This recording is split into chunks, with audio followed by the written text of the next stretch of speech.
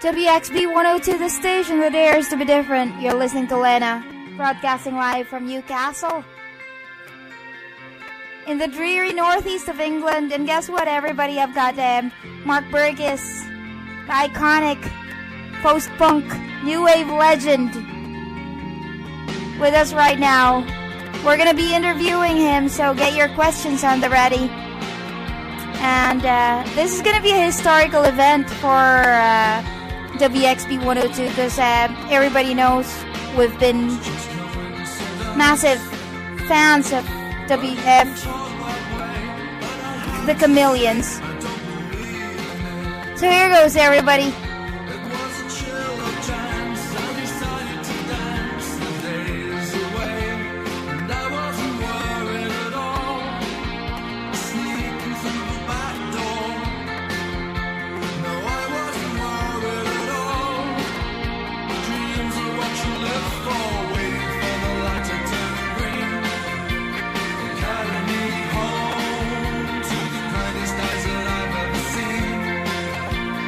Carry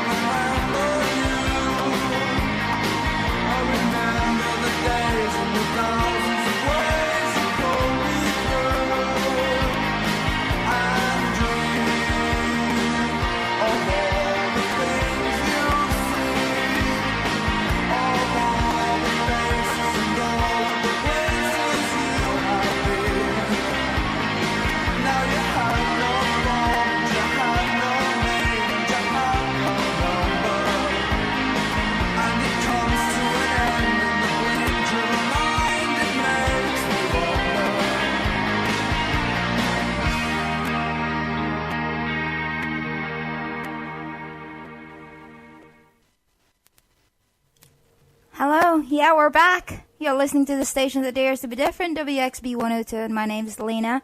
And we're broadcasting live, interviewing Mark Burgess of the Chameleons. Hi, Mark, are you there? Yes, I'm here. Hello, it's nice to have you in the show, sir. You're in Manchester right now, aren't you? Yeah, North Manchester, that's right, yeah. Yeah, well, thank you so much for taking your time to have us interview here for this 102 interview session. How are you doing, Mark? Yeah, I'm good, thank you. Very good. Great. You're in the studio right now, aren't you? I'm actually in my own studio. This is the demo studio that I use to work on vocals and things. Oh, great. I have a big studio to record in. Excellent. Yeah. So, anyway, you know what, Mark? We've got listeners from all over the world right now. We've got listeners from Manila. It's 11 p.m. 11, almost midnight in Manila right now, and people are staying up just to listen to you. Wow. Yeah. And we've got listeners from the West Coast in the USA, the East Coast in the USA. We've got listeners from the Middle East, all over Southeast Asia, Europe, and obviously here in England, in the UK. So thank you, sir, for giving us some of your precious time for us to interview you. Yeah, and just to You're very. go on. Sorry. I was just saying, you're very welcome. It's nice to be here. Hello, everybody.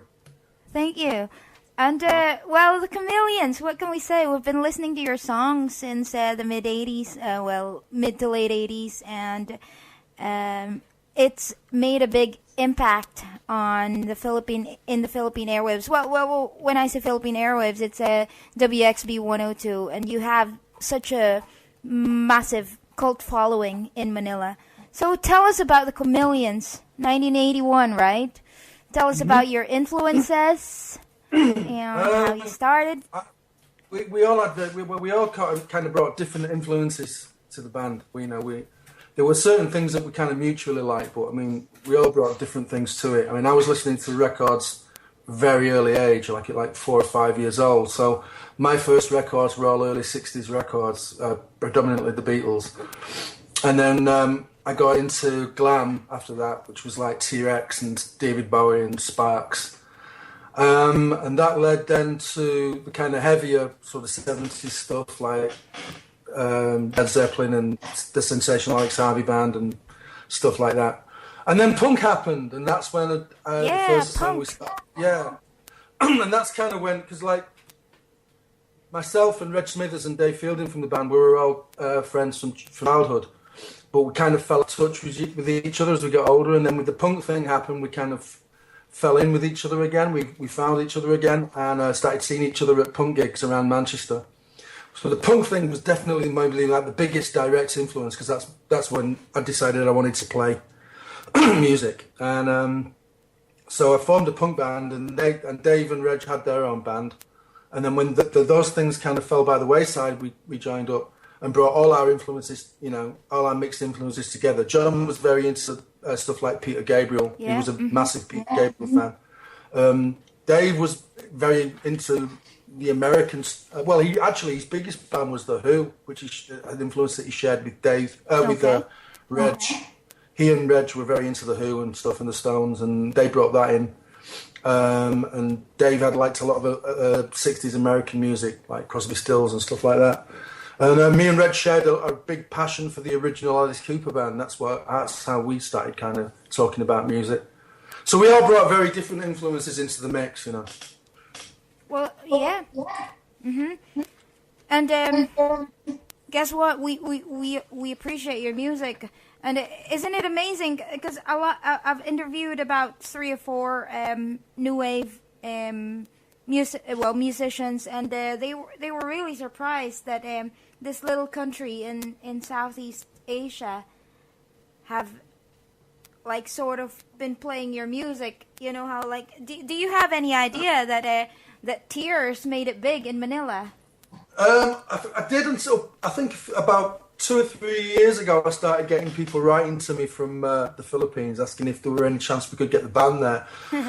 Was a surprise. Yeah, I was surprised. Although we Chameleons in particular had like, we seem to have quite a large, widespread international audience, and that does surprise me a little bit. But you know, that's been the case really for quite a long time. So it never ceases to amaze me. Where you know, I get people writing to me from Bolivia and Peru all over the place, Mexico. Well, that's great. And we've never been there either. You know, it's especially surprising when it's a place that we've never actually played. You know, never actually been to. We never got a chance to tour there. So it's a pleasant surprise. It's nice. You know. I mean, you know, we would love for you to go to Manila for a gig, for a concert or something. That would be great, wouldn't it? Yeah, it would be fantastic. Actually, yeah. I mean, I'm always particularly excited about getting to go to somewhere where we've never been before. You know, in the history of the band, you know, where we get, you know, it happened. It's happened once or twice where we've, you know, I think we were in Athens a few years ago, and we've never been. We'd never played there in the 80s. We had like quite a lot of people who were really into the group there and who'd never seen the band and had been waiting for like 10, 15, 20 years to hear the music. So that's always particularly exciting, you know. Yeah, that would be great. I mean, I wish that happens one day. And because when was the last time you were on tour? Was it like 2011 when you did the American tour? Was it 2000? Well, with Vox, I mean, you know. Yeah, with Vox. We've been playing pretty solidly for the last 3 or 4 years. You know, that's pretty much what I've been doing more than anything else, is touring with Vox. So with Chameleons Prime, like the original 4 guys, we did our last tour I think in 2002. So. And then there was like quite a few years when I didn't really do anything, and then John and I got this together. So I've been touring pretty solidly with different people, different players for the last 4 years. I had some friends in America that I played with, and we did quite a few gigs out there. And then there's the guys over here that comprise the more settled lineup of Vox, and we've been touring quite a lot. Yeah, Mark, you know how we've got listeners from all over the world, and we've got this little chat room where I can see like listeners' comments right now. I've got a few questions that have been brought up here, and if you're quite happy to answer them, that'll be great. Yeah. One of the questions is from Mikey from Mikey Sutton. He's asking, when is your new EP being released, and where can people purchase it? I'm glad you asked that question. Yeah, the EP comes out in next month, in November, to coincide with some shows that we're playing around Europe. You can find it at blueapple.co.uk if you want to get it mail order. It's going to be in some retail outlets, although I'm not sure which ones they are. I've been told by the label that they are putting them through some shops. So you can get them from the website, apple.co.uk, for direct orders. Or if you happen to come to a show, if you're in Europe and you want to come to one of the shows, we'll be selling them at the shows as well, and you can get it signed. Yeah, and you can find the tour and some information on the EP at our website, which is chameleonsv.com. Cool, Mark. Before we carry on with the interview, let me just play one of your songs, if that's okay. Actually, sure. You know what I really want to play is Pleasure and Pain, and I just love that little innuendo you have at the start there, with this version I've got here right now. And here you go, everybody. This is Pleasure and Pain, the Chameleons, 102 Music.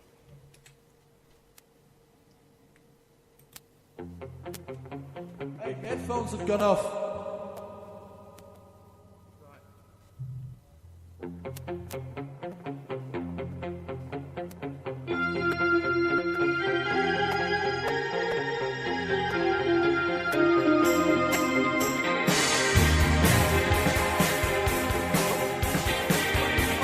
Hold it. Are you in tune? Sorry, it just sounded out of tune. Sorry. Hey, Dave!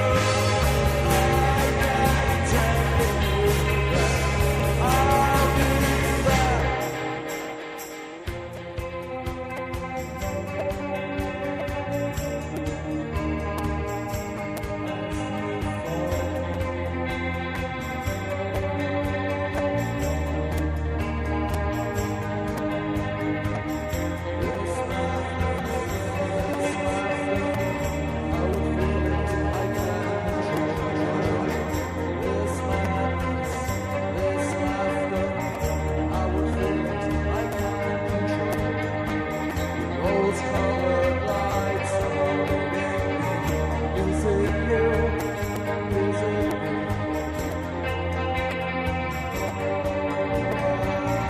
you? Is it you?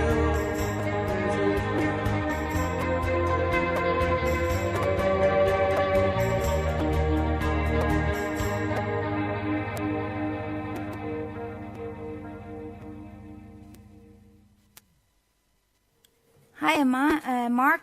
We're back. Can you hear us? Yep. Hello. Yeah. Hello. And yeah, you're listening to the station that dares to be different, WXB102 with Mark Burgess. Live interview. Mark, I've got a couple more questions here from listeners. Sure. There's a question from Okie Dokie Mon. He's one of the listeners. He's asking, how did the Chameleons get their name? It's a really quite a dull story. We got the Peel session before we got a name for the band. When we met John Peel, we didn't actually have a name for the band, and he said you better get one pretty quick. So we all went away and kind of tried to write down lots of ideas for names. And when we came back together, independently of each other, I'd written down the Chameleons, and so had Dave, and we just thought that was such a coincidence that we should both arrive at the same name, independent of each other, that we decided to go for it. I don't know where Dave got it from. I got mine from a copy of The Amazing Spider-Man. I used to collect comics from The Amazing Spider-Man, and there was a villain in Spider-Man called Chameleon. Chameleon, yeah. Chameleon, yeah. And that's where I got the name from. I don't know where Dave got it from, but when we came back together and we put our list together, we'd both written down the Chameleons, so we thought that was quite a coincidence. It's quite cool. It's yeah, and then the Chameleons Vox, it mutated to that, and that's you. I was working and writing as Chameleons Vox for quite a while. John called himself Chameleons Drums. And I call myself Chameleons Vox, 'cause, like, Vox is Latin for voice. So I'm basically saying, the Chameleon singer. So I thought, rather than put stickers over everything saying, singer from the Chameleons or ex-Chameleons, I'd work under the name Chameleons Vox, and then everyone would know what it is. It's the Chameleons' voice, the voice of the Chameleons. So that's the reason why that happened. Yeah, that's a brilliant mutation. Thank you. Anyway, I've got a couple more questions here. This one is from Mikey Sutton again. He's asking, did the work of Ian Banks influence any of your songs in particular? No, not in particular. I can't say there was any one song that's been influenced by any one thing. I think a mixture of influences kind of dictates the way that you write and the way that you approach something. But I am a huge fan of Ian Banks, of his books, and I thought it was an absolutely brilliant writer. I thought it was very sad last year, or was it earlier this year, when he passed away. But I have read a lot of Ian Banks' books, and I thought it was an absolutely stunning writer. Yeah? Yeah, I've got about 10 or 12 of his books, I think. And he's also asking the self-titled debut album of The Sun and the Moon. Mikey Sutton is asking this. That's his favorite, his all-time favorite record. How did that project come about? John left the Chameleons in 1987, and about 4 weeks after John left the band, I left the band. And I was kind of sitting around trying to figure out what to do next. And then John rang me, and he said that he and sometimes the live keyboard player, Andy Clegg, the guy who came out with us on tour to play some of the keyboards, he and Andy wanted to put a band together, and they were asking me if I was interested in joining them. And so I went down and had a conversation about that, and they told me that they wanted to bring Andy Whitaker, who was a local writer that we knew, and suggested that we put this band together. So it was John that really put The Sun and the Moon together. I thought about it for a while, and then I thought, it might be quite nice just to do something very uncomplicated, because like Chameleons had got very complicated by then. And it was just really an opportunity to sit down with some friends and write some songs, which Chameleons hadn't really been doing for quite a while. So it was just a nice way of getting back to what it was all supposed to be all about. Yeah. And that evolved into that record. Yeah, cool. And I think I've got one more of his question, which Sure. is, what was it like meeting Ian Curtis? At the time, I didn't really think that much about it, because I mean, it was just such a casual thing. That was after a show that they did.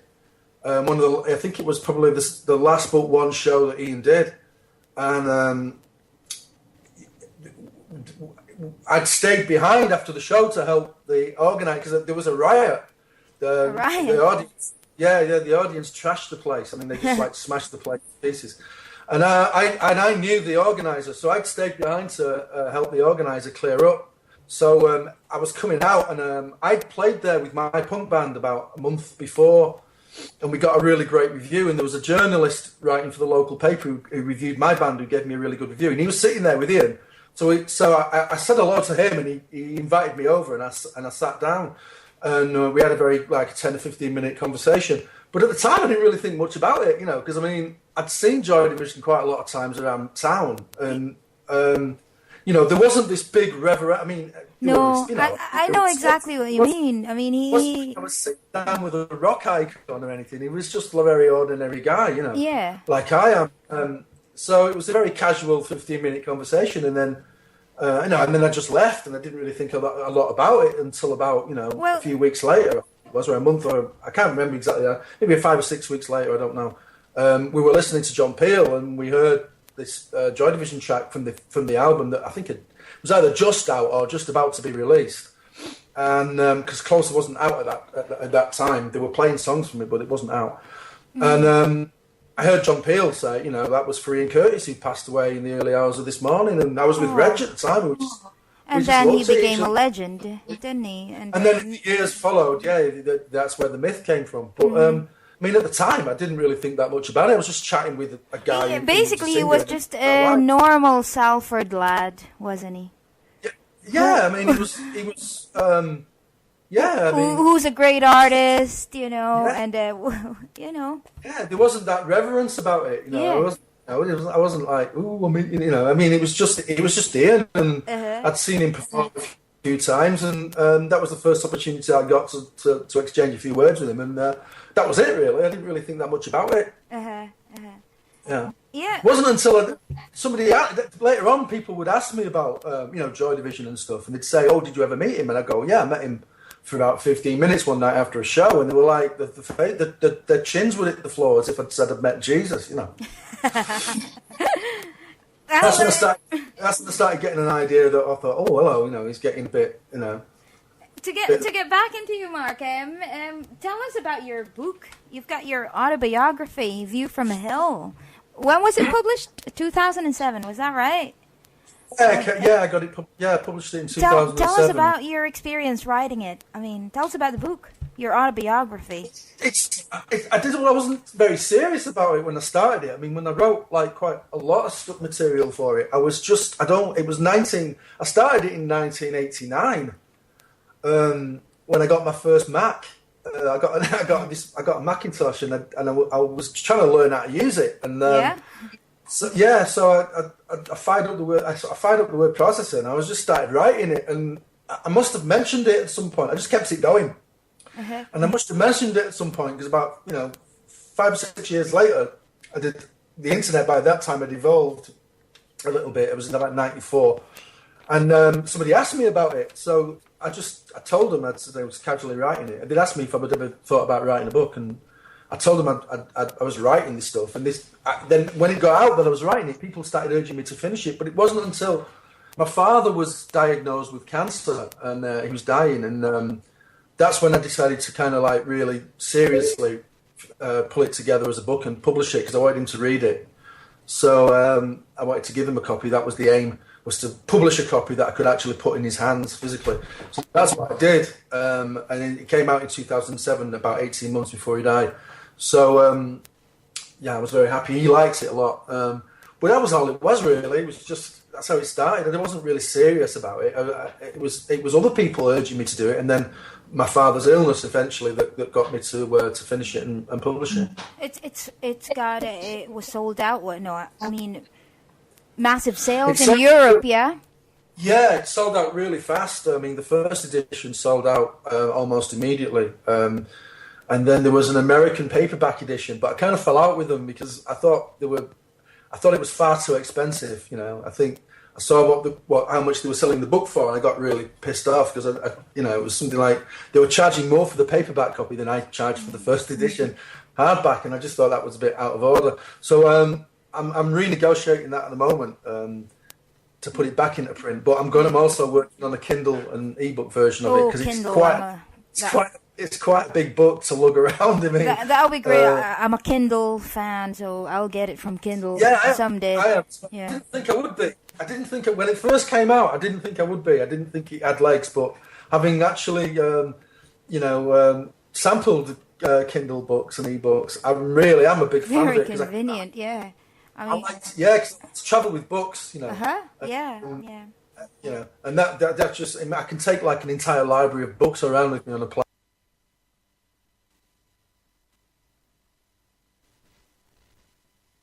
It's great.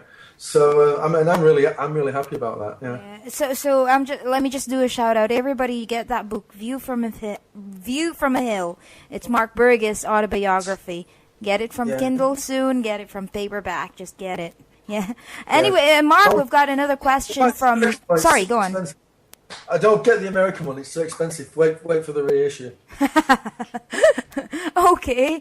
We've got a question from one of the listeners, Neil from Las Vegas. He's asking, why was UK added to the Chameleons name? You know, the Chameleons. There was an American lounge lizard band called themselves the Chameleons, and so.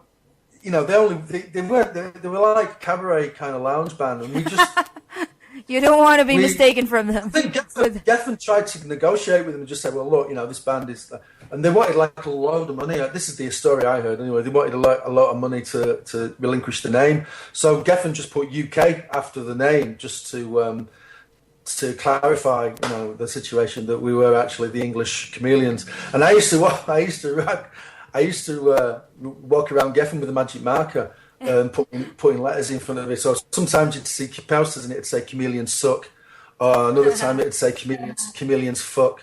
And I used to do that, and I used to get in a lot of trouble for it. But it was just to distinguish us from this cabaret group that was used to play in America. Yeah, just to distinguish it from that. Yeah. Because I saw photos of them once, and I was horrified that people might think we were them. You know.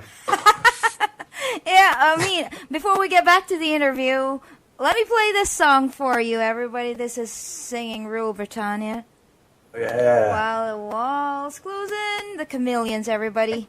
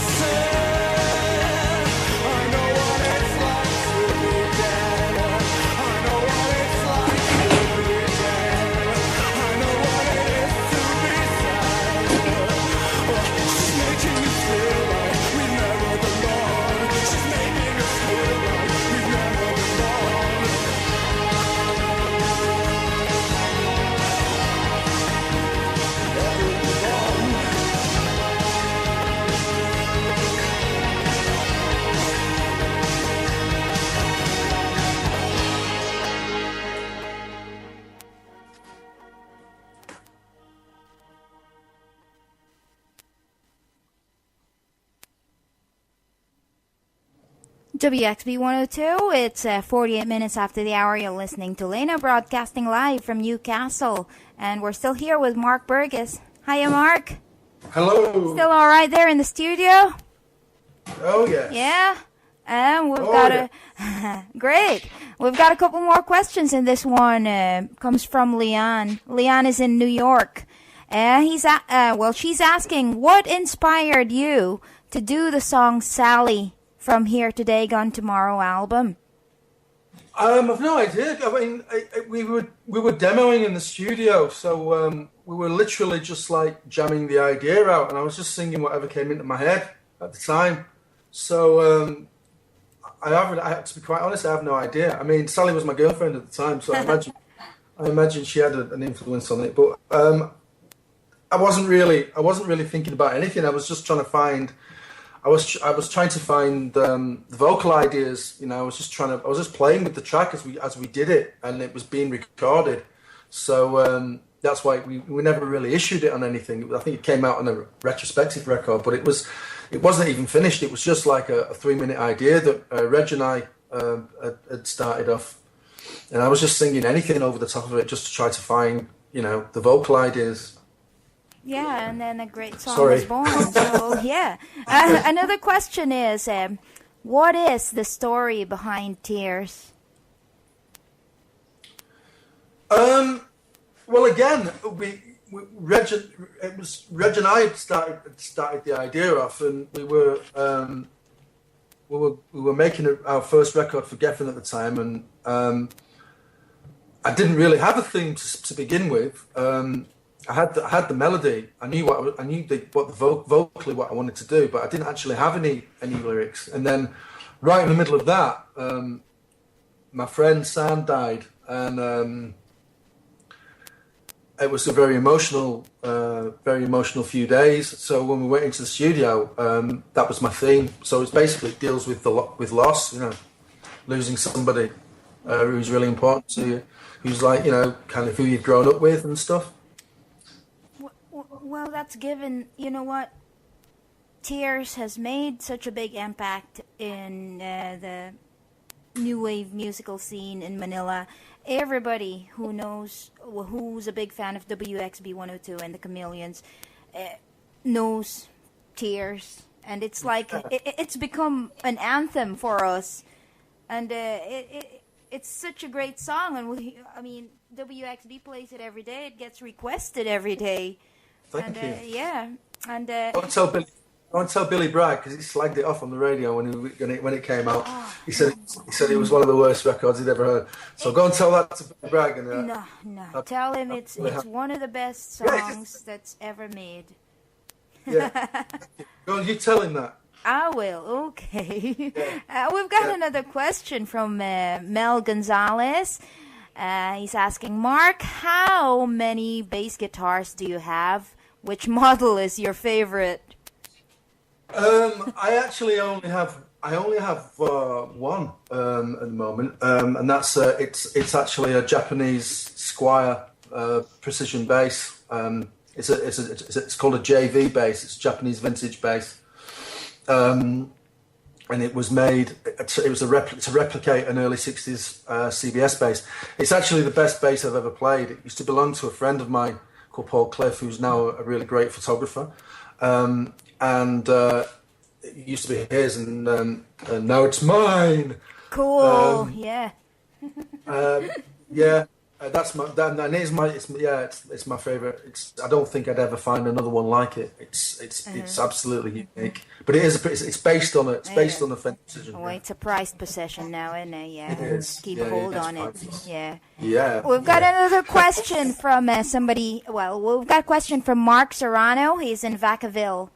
That's right. Yeah, Vacaville, California. The question is, Mark, did DC Comics give the band any grief for using the title Swamp Thing? And what is the song about? Is it about addiction? No, I was completely unaware. I didn't actually call it Swamp Thing. The guys called it Swamp Thing, and the reason why they called it Swamp Thing was because the intro sounded very kind of.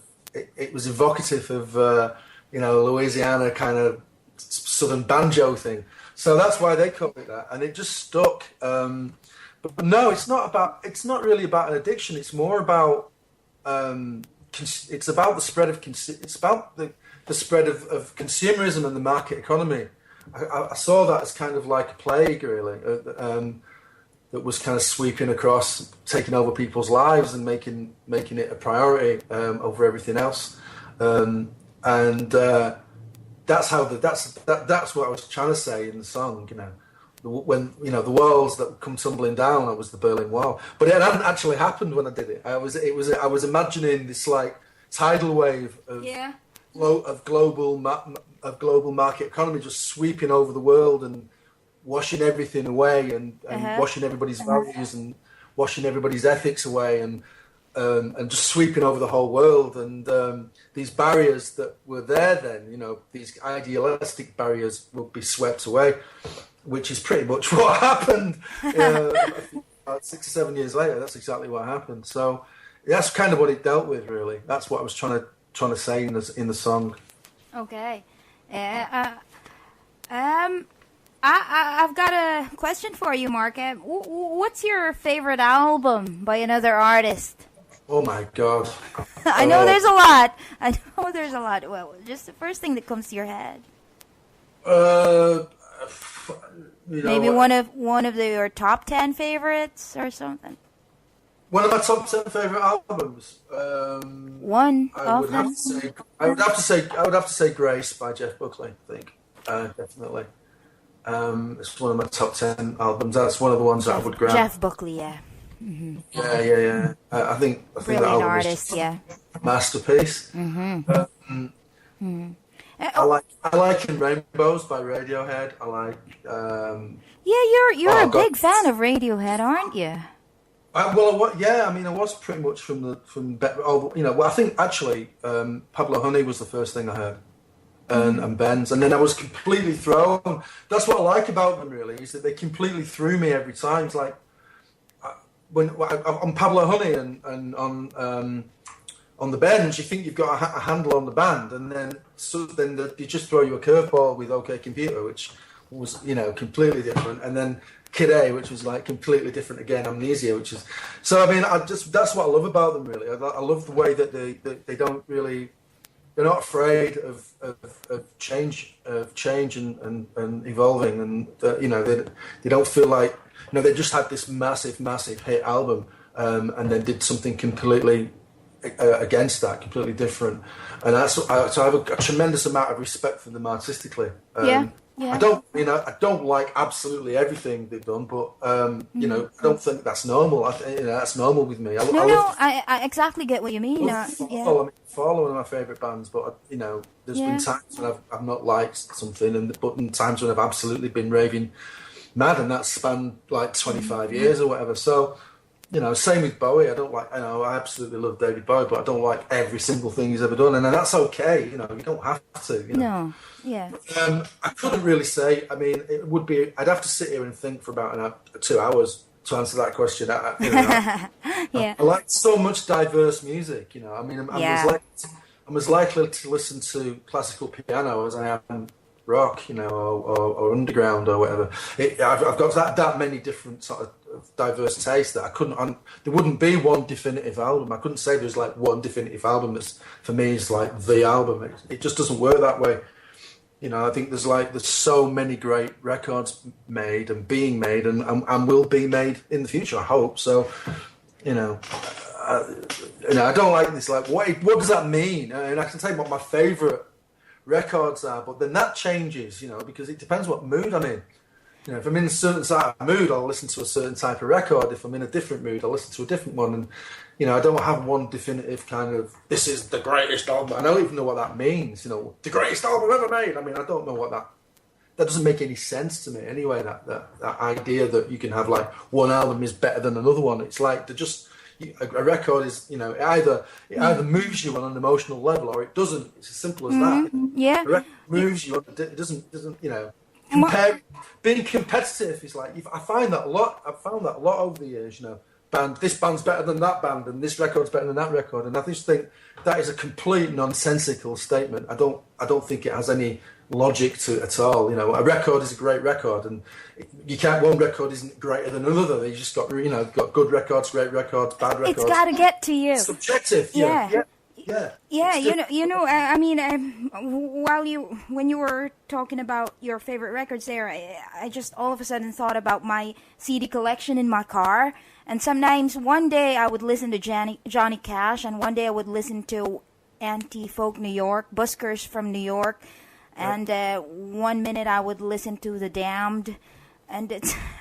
Yeah. Exactly. I've got diverse taste in music as well, so I know exactly what you mean. Yeah, exactly. Yeah. Yeah. Precisely. I thought there's records as well that nobody else probably, only a couple of thousand people at most would even know. Like one of my favourite albums is Grow Up from Manchester, about 1978, and they were completely underground. It was like a guy from Spherical Objects, and that's been such a consistent favourite of mine over the years. That album. The Best Thing by Grow Up, but most 99% of people will never have heard it. Yeah. Well, tell you what, Mark. Before we'll patch things up, because I think we've got about 10 minutes of the interview. But let me play a song first for Mark Serrano. This is what the song he was on about. Yeah, this is Swamp Thing.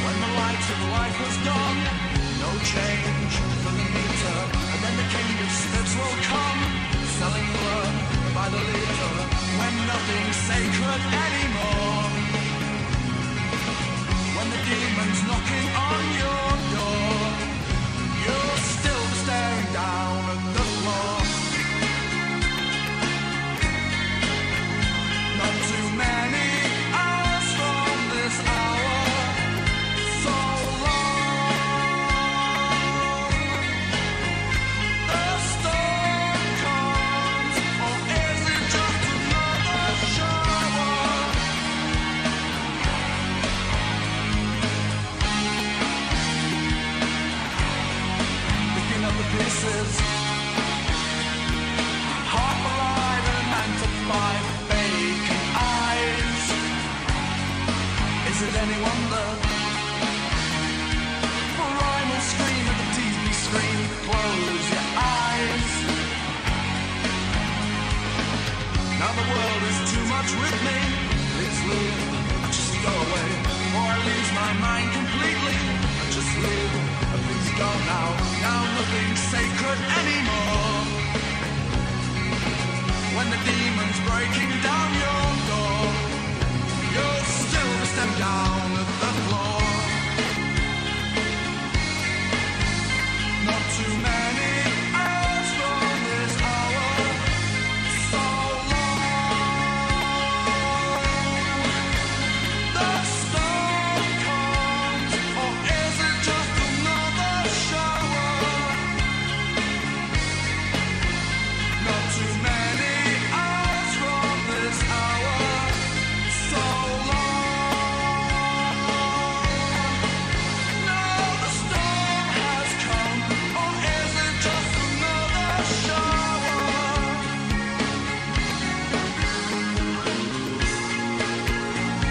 Or is it just another shower?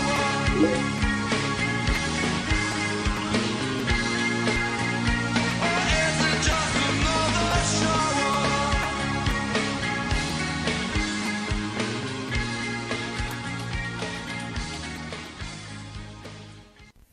Buongiorno, Aiva, hola, sawadika, aloha, selamat pagi, shalom, bon dia, jambo, namaste, bonjour, guten tag, konnichiwa, ni hao, hello, mabuhay. You are listening to the station that dares to be different, broadcasting worldwide from around the world. Make no mistake, this is 102 Music. 102 Music. Hiya, Mark. We're back. Hello. You're still there, and I'm still here, and all the listeners all over the world are still here. You know what? I told you before that when we started the interview it was 11 p.m. Manila time, and it's now midnight in Manila. We've still got hundreds of listeners out there, and they're probably not going to work tomorrow, and they're just going to make an excuse that they're running a fever of 102. Yeah, good. Cool. That's cool, yeah. And people from the West Coast actually woke up early for this, like 7 in the morning, not their usual waking time. Yeah, and there's one question that I've been dying to ask you, because I admire you so much as a musician. Mark, if you were to create a dream band, aside from the people who you work with, if you were to create a dream band, you know where I'm getting at, right? Yeah. Well, alive or dead musicians, who would you put in your dream band? Alive or dead? If you were to create a dream band of your own.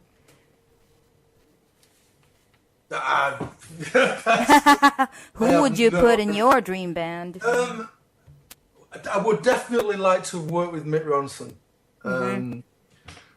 For sure. I was very, very envious of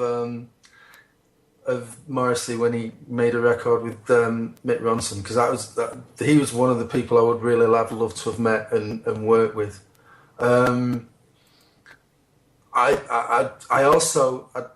love to work with Jan Tiersen as well. I think Jan Tiersen is absolutely brilliant. And a big Joy Division fan, which not a lot of people know, but Jan Tiersen is a huge Joy Division fan, which is quite surprising when you listen to his music. But to be quite honest, I'd need too much time to think about it, because I'm just into so many different things. I'm just fortunate. You know what? I'm just fortunate to have worked with the people that I have worked with, because I've worked with some really great guitar players and drummers and percussionists and things like that, and I'm just grateful for the people that I have worked with. I get to meet like a lot of talented people, and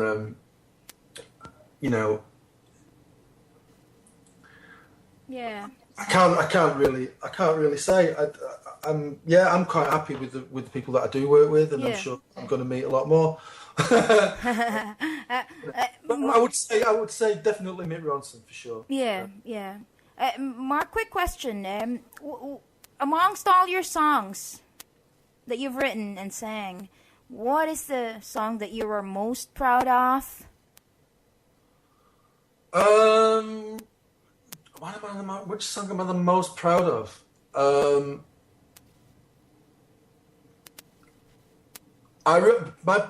Personally, I think I'd say from the Chameleons, Is It Any Wonder? Because I just think it's so different, and lyrically, I was so happy with the lyrics for that song. I just thought, like, lyrically, it was one of my finest moments with the Chameleons. And then there's a song that I wrote with Eve Altana for the band Invincible called Gethsemane, which I just thought was like, again, you know, such a great. I loved. We almost threw it away because I just didn't know what to do with it. We got it together, and I'm listening to the backing track, and I'm going over it, and I just said, you know what? I said, I haven't got a clue what to do with this, and we went away and we had some lunch, and I thought about it, and then we just came back in the studio. I said, I'll have one more stab at it, and then it all came together, and I just love that song. I think I'd love to have seen that become a single. So I think I would say, right off the top of my head, I would say, Is It Any Wonder? Is It Any Wonder? Is It Any Wonder? Yeah. Mark, you're probably gonna kill me for asking this. Have you got your guitar with you? I don't have a guitar with me at the moment. No. Oh yes, I do. Yeah, I've got a 12-string guitar. Is it in tune? I don't know. Just a minute. Oh, hey, I see you with your guitar right now. Almost. Play a song for us? Please, pretty please.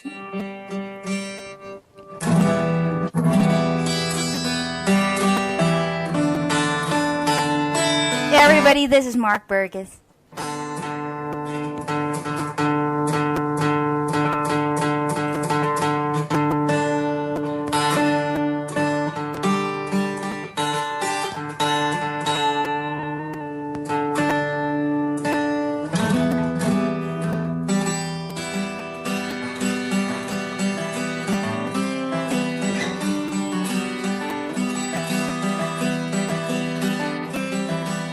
Must have died 1,000 times. Must have died 1,000 times. Must have died 1,000 times. Feeling less than human. I surmise I'm less than human in God's eyes.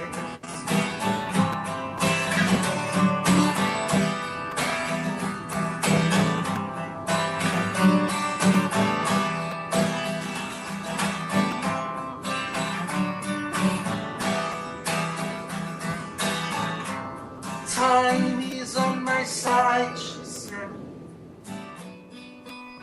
Time is on my side, she said.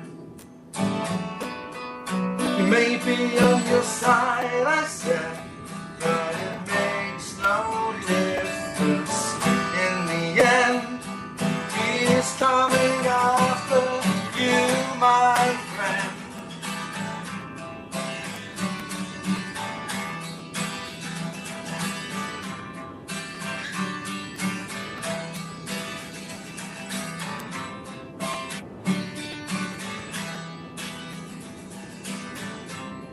I must have cried 1,000 times. Must have cried 1,000 times. Must have cried 1,000 times. Feeling less than human. I surmise I'm less than human in God's eyes.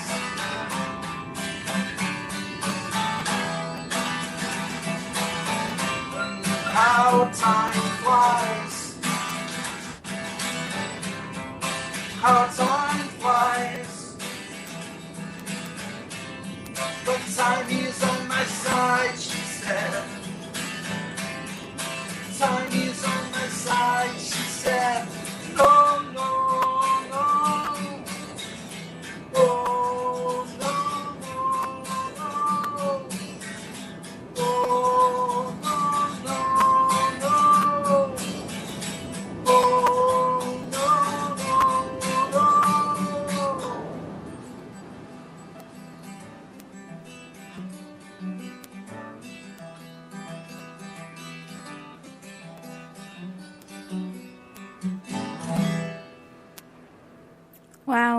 I am. I have no words. I'm absolutely speechless. Let me just tell everybody that was Mark Burgess on an impromptu acoustic. Very impromptu. It was. I mean, I'm sorry. I didn't warn you about that. It was just a quirky thing on my part. But you know what, Mark? If I'd known, I would have tuned it. You were playing via Skype through a webcam. Yes. Well, I got married on Skype as well, so that's. I do a lot of things on Skype. You know what? There's no studio. Like there's no proper microphone here. This is through a webcam in Skype. And how brilliant did you sound? So there you go. You're a true artist. Thank you. Thank you. Yeah, and we're big fans, and Kind. we're here to support you all the way, like what we've been doing since the mid '80s, and all the way. I appreciate it. All the I way. really do appreciate that. I appreciate that very, very much. I appreciate all the support that I get, and I'd like to thank all the people in Manila in particular for writing to me and urging me to come out. I hope that one day soon that we can bring the band out there, because I think it'd be a great time. So I do appreciate all the support that everybody gives us, and I mean that sincerely, folks. Yeah, and we're here for you all the way. Yeah, and we appreciate you musicians like you, and that's what we're here for, to keep the music alive. Before I cry, can I just congratulate you on your recent wedding? Thank you. If I had known, I would have been your wedding photographer, because I'm a wedding photographer. Well,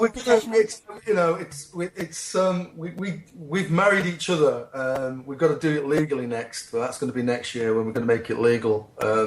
All the paperwork done and all that make it actually legal. Because at the moment, I don't know what our legal standing is at the moment. Is it common law? Do they have that? Are you getting married here in the UK? We're going to get married we're going to get married. How can I put this? In every way that it's possible to be married. So we'll probably be getting married everywhere. We'll get married in America. We'll get married here because my wife is American, and we'll make it legal there, and then we're going to have do it over here maybe, and then we're thinking of maybe having a Buddhist ceremony at one point, and we're just we said we'll do it instead of having an anniversary thing. We'll just get married again. Oh, please, let me be your wedding photographer. You know what it is? Jeff Bernstein of White China from Dunfermline, in a band called White China, who used to support Big Country way back in the late 80s. I was their wedding photographer. It would be an honor if I could be your wedding photographer. All right, well, when we come over, because we're gonna have to do something over here as well. Yeah. Oh. So when we come to England, I'll give you a shout. You'll have to, are you expensive? I'm not even gonna charge you anything. No way. Oh Definitely yeah. It'll be an honor, sir, to photograph yours and Delia's wedding. And can I just say, your wife is gorgeous. Thank you very much. And thank you, Delia, for sharing the interview in your blog and sharing it in your Facebook page. Anyway, I think we've run over time here because we've been enjoying ourselves so much, and time just flies. I hope you enjoyed the interview, sir. I'm not a professional DJ, and I've been so nervous interviewing you, but I hope we did well. Absolutely, I really did enjoy it. Yeah, cool. I mean, that's the point. One more thing I was going to ask of you as a favor, if I can ask you to do a little station ID. It just all involves like saying, hi, this is Mark Burgess of the Chameleons, and you're listening to the station that dares to be different, WXB102. And we're going to play that every time 102 plays your music, your song, they're going to play that. It's like a station ID. You know what I mean? Okay. Yeah. Did you get it? Hi, this is Mark Burgess of the Chameleons, and you're listening. Shall I do it right now? Yeah. Go ahead. Okay. Hi, everybody. This is Mark Burgess from the Chameleons, and you're listening to the station that dares to be different, WX. Ow! I lost the letters. I used to get the letters mixed up. WXO. Again. WXOB. No, WXB. WXB. Yeah. Why did I think it was WX? Never mind. Hi, this is Mark Burgess from the Chameleons. You're listening to the station that dares to be different, WXB 102. Enjoy the day. Thank you ever so much, Mark Burgess. And it's been a pleasure interviewing you. And Thank you. we're going to be playing your songs all throughout, and we're going to be here to support you all the way. And good luck with all your projects, your future projects. And hopefully we get to see you in Manila sometime. Hopefully, yeah, that would Yeah? be great. Yeah, So have a lovely night, and good evening to you. Have a good night. Good evening. And Thank you. all the best. All the best to you too. Thank you, Mark. See you Bye. later. Bye. Bye. Bye.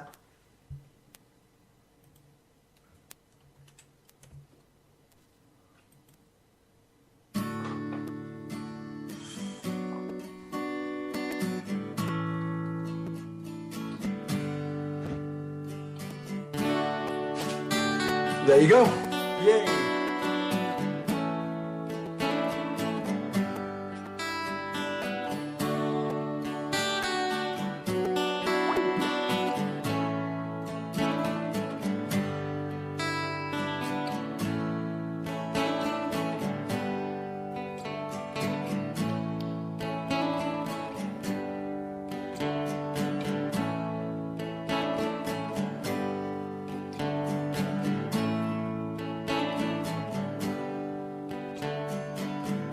Heights of March were calling on a Sunday morning, not the sun that's dawning, a figure in the sky, figure in the sky.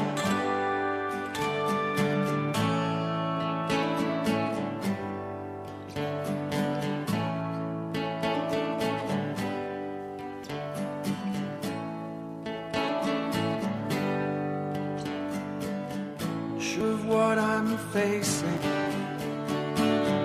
precious time we're wasting, I'll always be embracing a figure in the sky, a figure in the sky, a figure in the sky.